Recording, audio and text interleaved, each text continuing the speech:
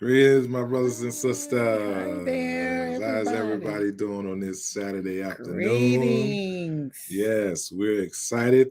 Thank God for this opportunity to come before you once again on episode 26. This is season 3. The Lord has truly brought us a Yes. mighty long way. So we're excited about this new episode as we focus on family/life. And our Yes. topic today is experiencing the Big Easy. And we're talking about our trip to New Orleans. Yes. And before we get started, we definitely want to give a shout out to the BS3 network. There's Yes, so yes, many of yes, us yes. under the great leadership of our son, Ben Sutter III, covering a multitude of topics around sports, life, music, Right. and TV reviews, education, movie reviews, and also politics. Mm-hmm. We have some new ones that are on board: life coaching, family, marriage, man talk. You name it, it's there. A little Mm-hmm. something for everyone. So if you haven't done so already, download us on Roku TV. You will not be disappointed at all. And if you're interested in getting involved in podcasting, our son offers coaching. Yes, his website or his website is Mm-hmm. on your Website. screen. Mm-hmm. And so reach out to him if you're interested. He will definitely guide you into the right direction. And if you'd like to reach out to us at Sudds-R-Us Podcast, that's our email address on the screen. We'd love to hear from you as well. We do have some guests that we'd like to recognize before we pause for station identification. Mama Joe, thank you. Thank you so much for tuning in, our faithful supporter. Oh, yes, We yes. thank you Thank so you so much. much. Thank you so much. And so please stay tuned for our station Mm-hmm. identification. Here we go.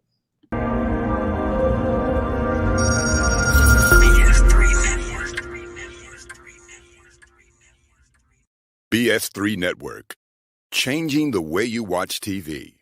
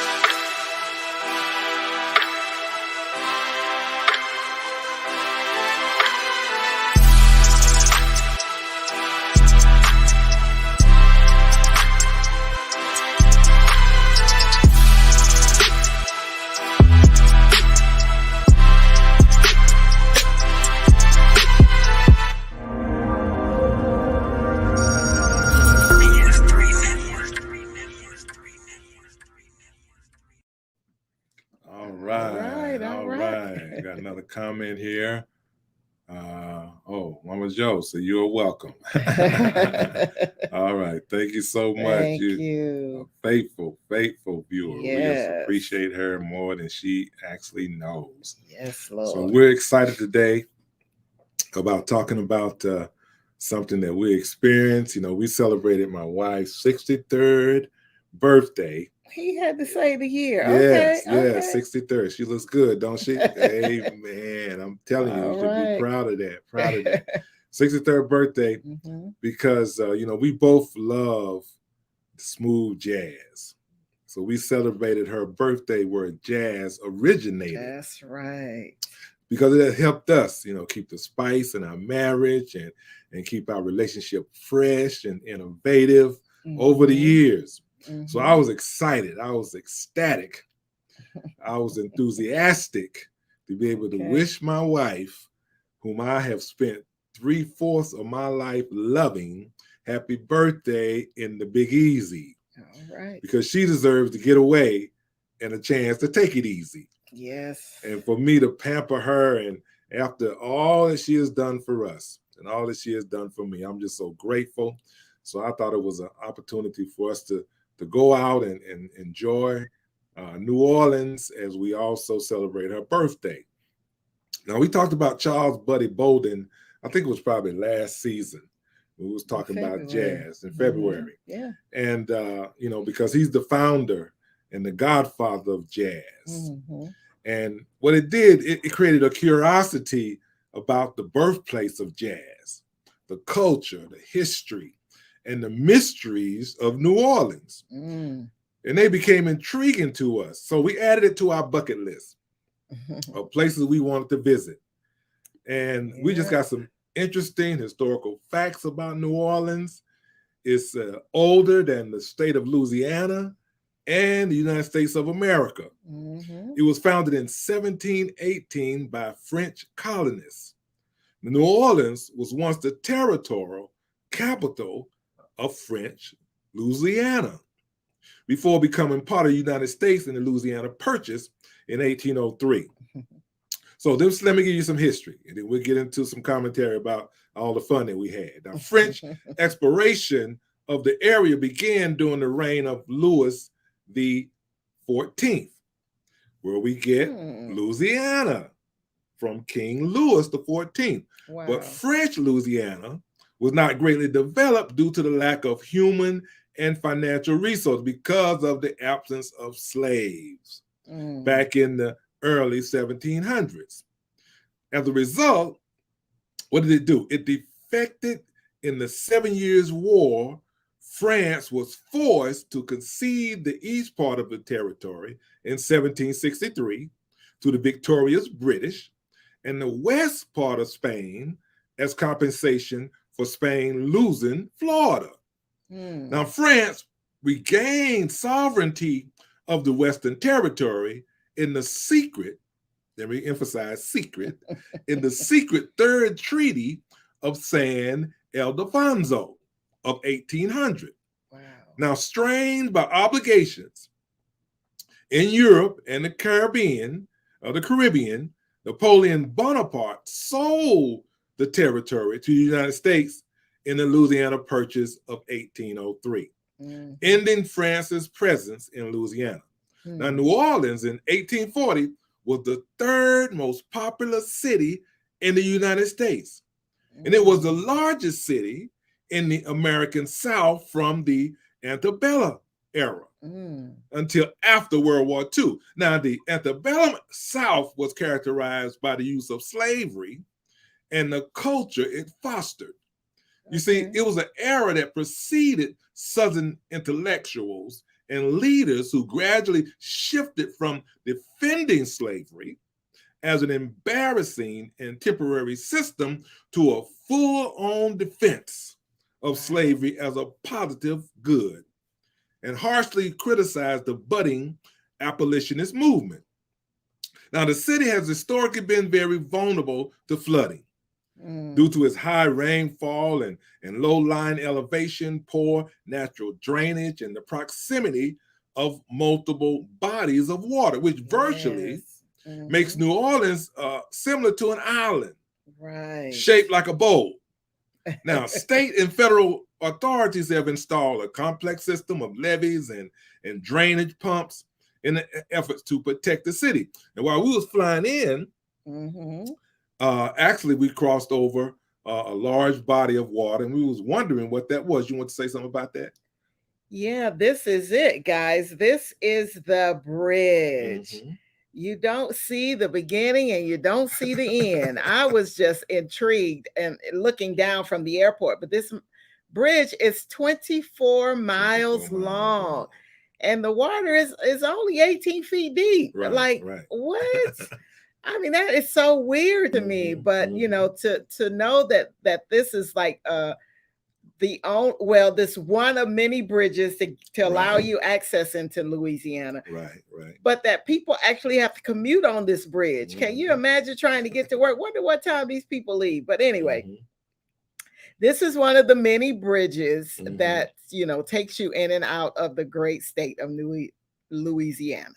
And also the city of New Orleans. Now, she said 18 feet was the depth of that particular body of water. That's where the top of the bridge lies.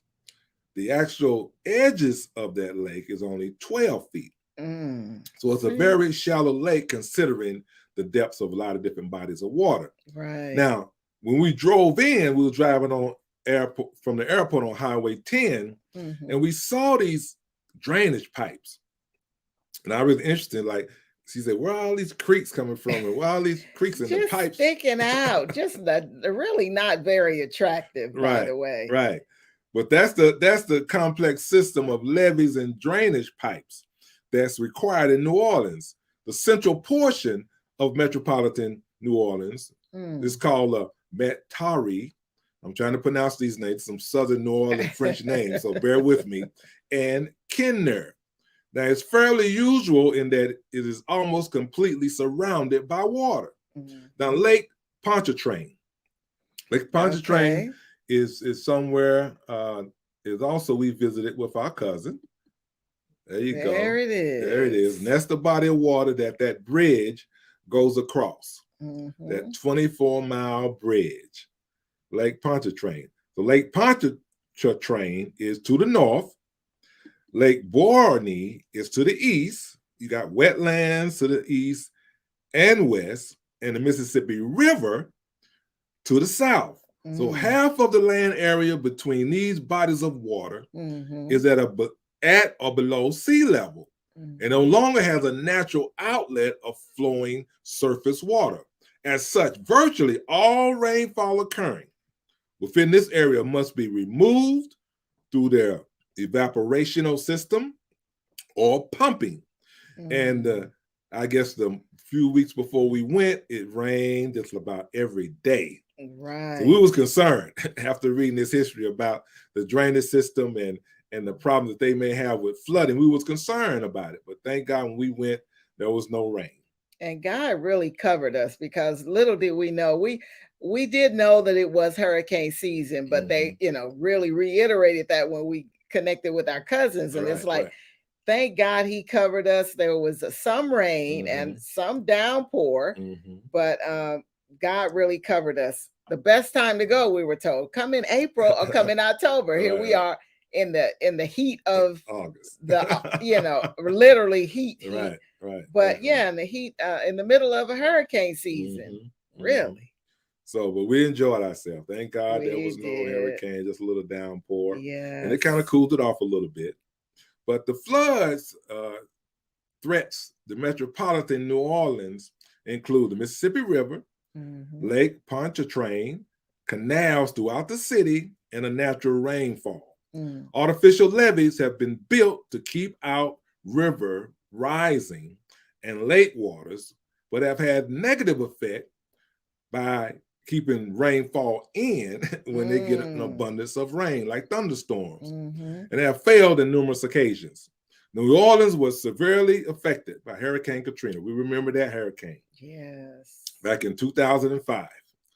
When one of our presidents we thought didn't do his job, but we remember Hurricane Katrina in 2005, which flooded more than 18% of the city. And it killed more than 1,800 people and displaced thousands of residents, causing a population decline for over 50%.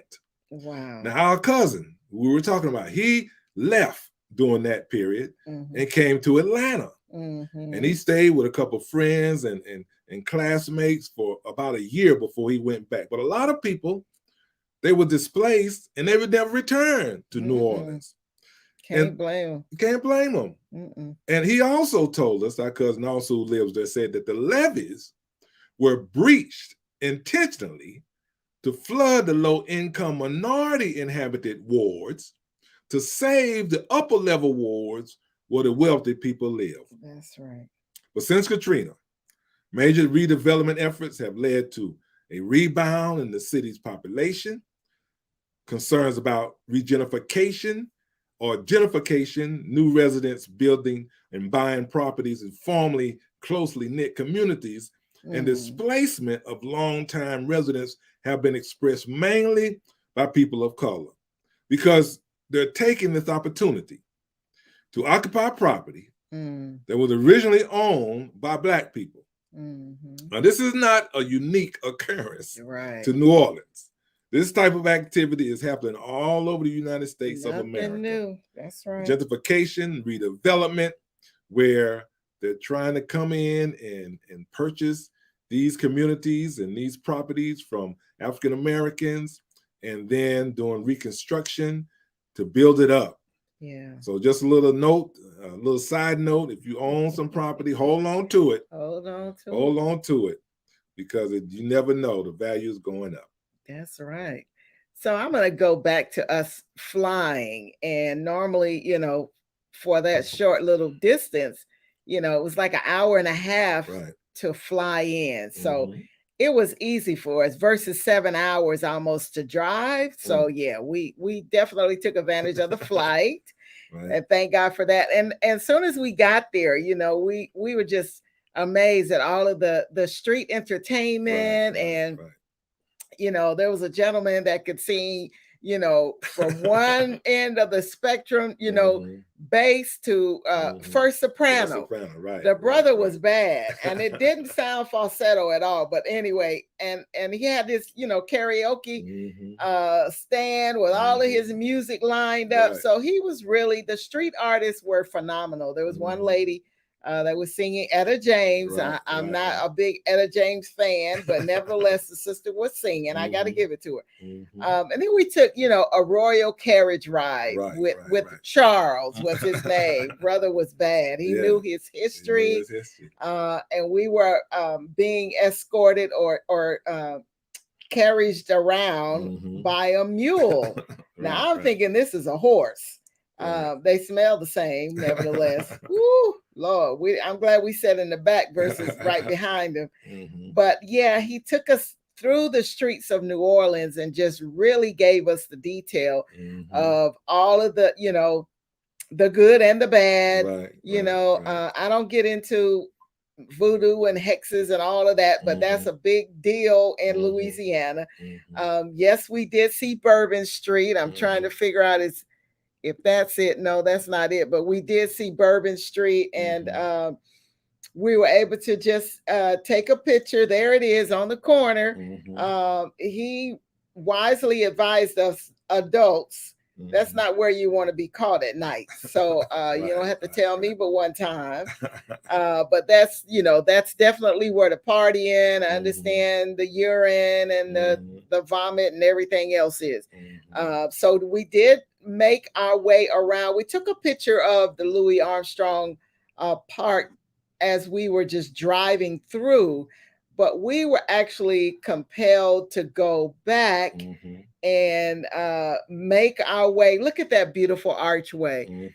We were compelled to go back and just make a quick stop before we got to the airport into this park and Congo Square. And then to think, as my husband was saying earlier, that in February, we talked about the original jazz artists, emphasis on Louis Armstrong and others. But this park was really very well done, very well thought out, deep history.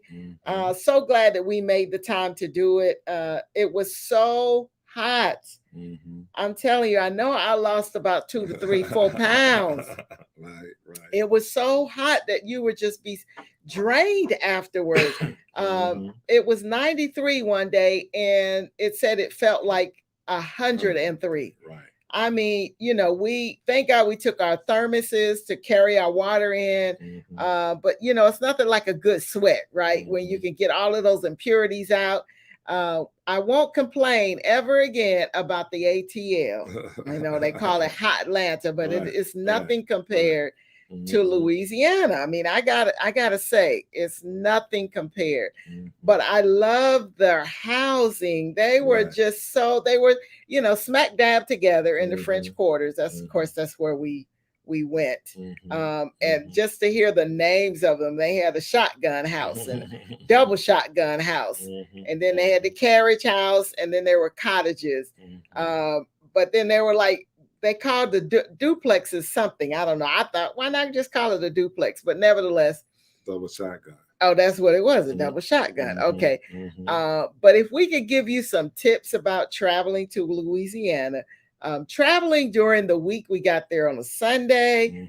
It was very nice, not crowded. The hotel was quiet after everybody left, Sunday night. Take you some good walking shoes. A lot of times us ladies like to wear our heels, and I had on some wedges and was struggling with that. It's like cobblestone and broken up, anyway, it's like potholes on the sidewalk. So if you got to walk a distance, just bring you some good laced up tennis shoes, nice, comfortable shoes. Make sure you get your souvenirs. My husband bought me the necklace and brought himself the Golden State Warriors with the t-shirt is really nice. I don't know if you guys can see it. New Orleans. It's one of those hand wash. And then you have to valet park. It's like you cannot get around it. No, it is not cheap, but you can't get around it if you're trying to go somewhere and do something. So bring you lots of tip money, because they do wait around for it. And don't be cheap. These people, this is like how they make their money. They get their little salary, but they depend on the tips. Now the seafood, oh my goodness, unbelievable.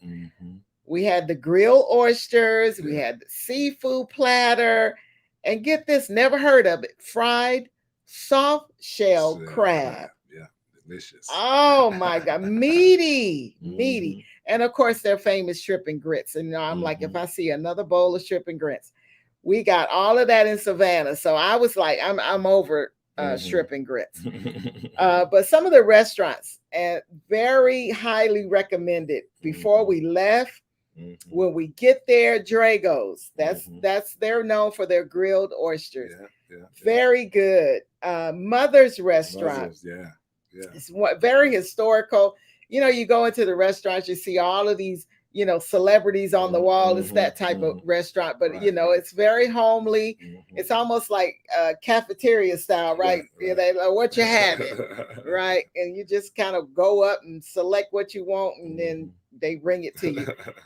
We went to Ruby Slipper. There are lots of those in Louisiana.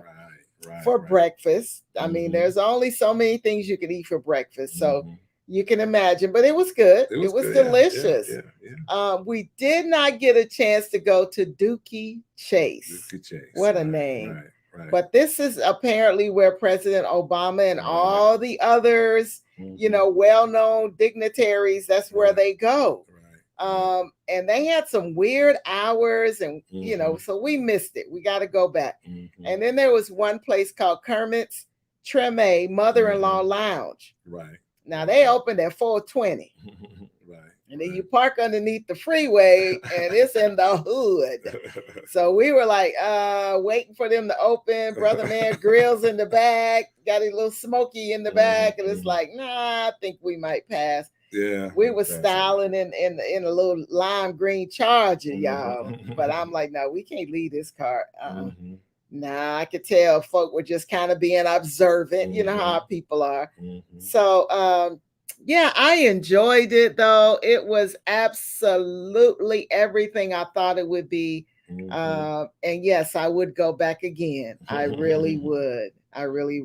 Now, additionally, New Orleans has increasingly been known as Hollywood South. Now, I think Atlanta's probably taken over that title, but it's known as Hollywood South due to the prominent role in the film industry and in pop culture. They were filming a movie. Right. Now, there was a movie being filmed while we was there at Armstrong Park. Well, when we was there, we was walking around through the park right before we left. So basically we had water because we couldn't take water on the plane, but we want to make sure we had plenty of water. Because we was walking around, like Irene said, it was hot. And a lot of people, she was saying, were regarding valet parking, that be Mm. ready to tip, because that's their job and they need that extra money. Right. A lot of people don't even rent cars when they go to New Orleans. They just take Uber, or they just take a shuttle, or they just walk, because everything is such close proximity. They can walk. And our cousin actually mentioned, "You want us to pick you up?" I said, "No, we got to rent a car." But that's another opportunity or another option for you. If you like to walk, you want to get the exercise, and you're going when it's not too hot, then you don't necessarily have to rent a car, which will save you from the valet parking, but you got to wait on the shuttle, or you got to get an Uber. So we, mainly we're coming out of COVID, but because we're still a little bit in COVID, we said, well, we're going to rent a car. We have to be worried about being in crowded spaces with other individuals. Right. But anyway, while we was walking around the park, we was handing out water. We was handing out water to some city workers, and one of the city workers told, he said, "Man, was y'all here for the movie?" I said, "Well, we drove by and we saw the actual actors and those who were setting up the film crew." He said it was live. I tell you, he said it was a bunch of people out here, and the music and the food and the dancing. So it's something that you can also consider when you're in New Orleans. Now, Louis Armstrong Park. And this is the area Louis Armstrong where he said Park, they were, right. That's Square, Congo Square. But Louis Armstrong Park is a 32-acre park located in the Tremy neighborhood, Irene was mentioning, just across Rampart Street from the French Quarter. In the 1960s, a controversial urban renewal project levied a substantial portion of the Tremy neighborhood adjacent to Congo Square. Now, the footprint of the present-day park contains the New Orleans Municipal Auditorium, the Mahalia Jackson Theater for the Performing Arts, and several buildings owned by the New Orleans Jazz National Historical Park. Now, New Orleans also has this municipal auditorium within the park. So let's see if we can find Mahalia Jackson, who's also in the park. I think that's her right there. And we got the Louis Armstrong. That's Louis Armstrong. The park is named after him. Right. And he's got a statue of him in the park. And then we have Mahalia Jackson. There you go. She has a statue of her in the park. And then you have Congo Square, formerly known as Beauregard Square, famous for its role in the history of African American music and spiritual practices. Now, Louis Armstrong Park was home for the first New Orleans Jazz and Heritage Festival in 1970. While that festival has moved to a larger square of New Orleans Fairground, Armstrong Park has more recently been home of more other events, including Jazz in the Park, free concert series, the Treme Creole Gumbo Fest, and Louisiana Cajun and Sadico Festival. Monuments, like we mentioned earlier, are the Louis Armstrong Monument, also by Elizabeth Collette, the Sidney Bechet Monument, and Buddy Bolden. Now, I mentioned before that Buddy Bolden was an artist that we talked about a few months ago, and we were just so excited about him that we were able to go to the park, and Irene took a picture right in front of Buddy Bolden monument. And it's like a trumpet. He didn't play trumpet. It was called cornet. It's like a trumpet, but it's shorter than a trumpet. But she took a picture right in front of Buddy Bolden's monument. We talked about Mahalia Jackson. Now, Mahalia Jackson, she was actually born in New Orleans, October 26, 1911. She's well known as the world's greatest gospel singer. My wife loves gospel. So, of course, that we're very intrigued with that. And through concerts and recordings, her powerful voice introduced Black gospel music to an international public. And she's also sang in support of Dr. Martin Luther King Jr. and the Civil Rights Movement. Right. Now, Congo Square. This is very interesting. Congo Square is in the vicinity of a spot which Human's Indians used before the arrival of the French for celebrating their annual corn harvest and was considered sacred ground. The gathering of enslaved African vendors in Congo Square originated as early as the late 1740s. You can pull up the sign. During the Louisiana Purchase. Louisiana French colonial period and the Spanish colonial area as one of the city's public markets. In 1803, Congo Square has become famous for a gathering of enslaved Africans who drummed, danced, sang, and also traded during the afternoon. And that's the monument of the enslaved during that period in Congo Square. In 1819, these gatherings numbered as many as 500 to 600 people. Among the most famous dance was the Bambula, the Kalinda, and the Congo. These African cultures expresses gradually developed into Mardi Gras Indian traditions, the second line, and eventually New Orleans jazz and rhythm and blues. So Congo Square, it was listed as a National Registry for the Historic Places on January 20, 1993. Now, our cousin also mentioned to us that there was an old historical tree. So we had to locate this tree. Now, this old historical tree in Congo Square where slaves would leave food and money in a hole for those in need after Sunday worship service. Enslavement was considered to be liberal in New Orleans because they had more rights than other enslaved Africans in the South. Their owners allowed them to have a separate worship service on Sunday morning. They were able to move around the city with limited supervision and restrictions, and some of the indentured servants even had smaller living quarters attached to their owner's home.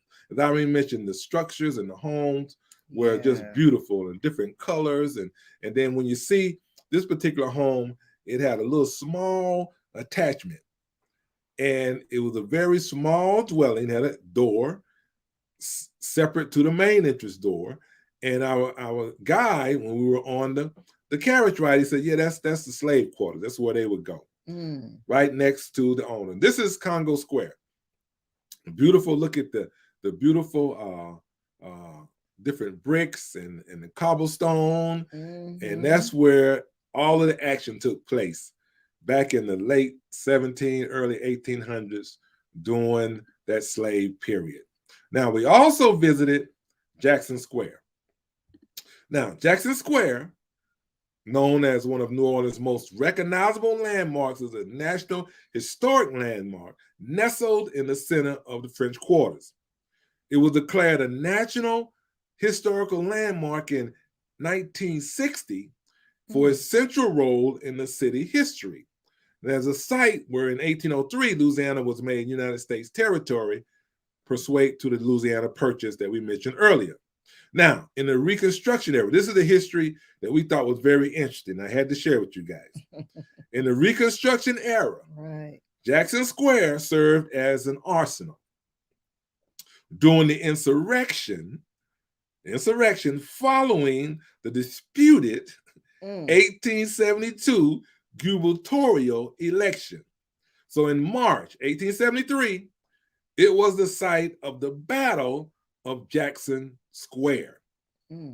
Now, several thousand-man militant under John McHenry, the Democratic claimant of the office of the governor, defeated the New Orleans militant seizing control of the state's buildings, armory for a few days.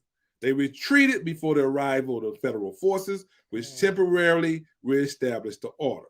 Now, the reason I wanted to mention that, because that scenario sounds familiar. Sounds familiar, that's right. Don't it sound familiar? The insurrection sounds familiar.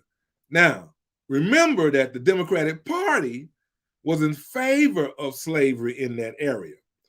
So for him to become the Democratic claimant of the office is similar to the Republic claimant of office today, in which 45 also promoted the insurrection.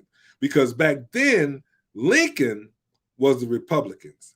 That was the Republican Party of Lincoln. They always refer back, it's not this old Republican Party. It's not your dad's Republican Party of Lincoln. Right. Now, following the 1850 Battle of New Orleans during the first half of the 19th century, the former military plaza was renamed Jackson Square. For the battle's victorious General Jackson, in the center of the park stand his equestrian statue, which is behind me, which is erected in 1856, one of 4 identical statues in the United States by sculptor Clark Mills. Wow. Anything you want to add? No? No, that's Okay. Let me keep on going with the history. Got some more history for you. Now, on the north side of the square are 3 18th century historic buildings, which were city heart in the colonial area. And the center of the 3 is St. Louis Cathedral. Look at that beautiful building. St. Louis Cathedral. The cathedral was designed as a minor basilica by Pope Paul VI. To the left is a cabildo, the old city hall, now a museum, where the final version of the Louisiana Purchase was signed. To the cathedral's right is a presbytery built to match the cabildo. The presbytery was initially planned for housing the city Roman Catholic priests and other church officials as the start of the 19th century.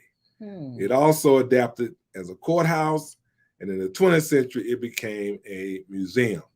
Now, the other interesting thing is that the place armories was a site for public execution of criminals and rebellion slaves during the 18th century and early 19th century. After the 1811 German Coast Uprising, 3 slaves were hanged there.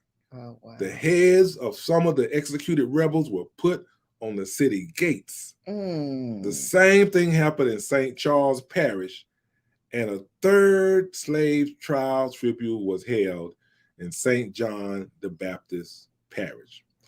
So that's our beautiful trip to New Orleans. That's some history, and that's some things that we enjoyed, and gave some advice and some tips if you plan on going to New Orleans. Anything else?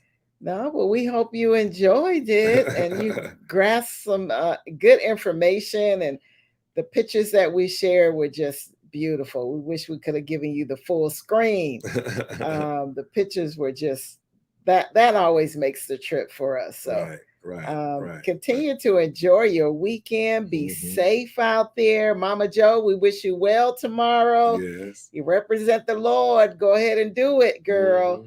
And until next time, we ask God's blessings upon you always. Continue to enjoy your weekend. Enjoy your weekend. We're going to close with a scripture. Yes. And if there's anybody we missed, I'm sorry we didn't see your comments, but we thank you for tuning in. Thank you for joining us. Yes. And we just wanted to share that our celebration of Irene's birthday.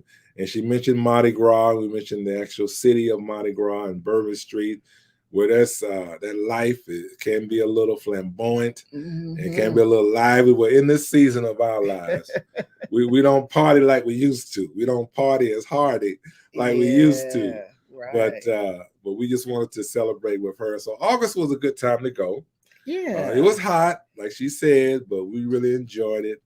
And we enjoyed it, the city. And it's interesting that in this particular time frame of August, it wasn't as crowded. Yeah, it wasn't. As it normally is. Like in Mardi Gras, I think it's in March or February.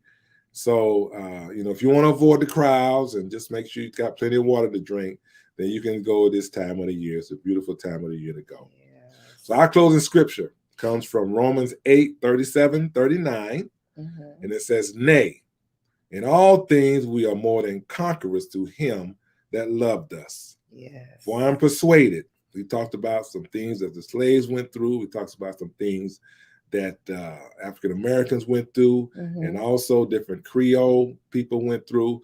But it says, "For I am persuaded that neither death, nor life, nor angels, nor principalities, nor powers, nor things present, nor things to come, nor heights, nor depths, nor any other creature That's floods, hurricanes, tornadoes, earthquakes, That's whatever. right. Yeah. Nothing or any creature shall be able to separate us from the love Yes, of God, which is in Christ Jesus our Lord. God bless you. We love you. Thank you again for tuning in. Thank you.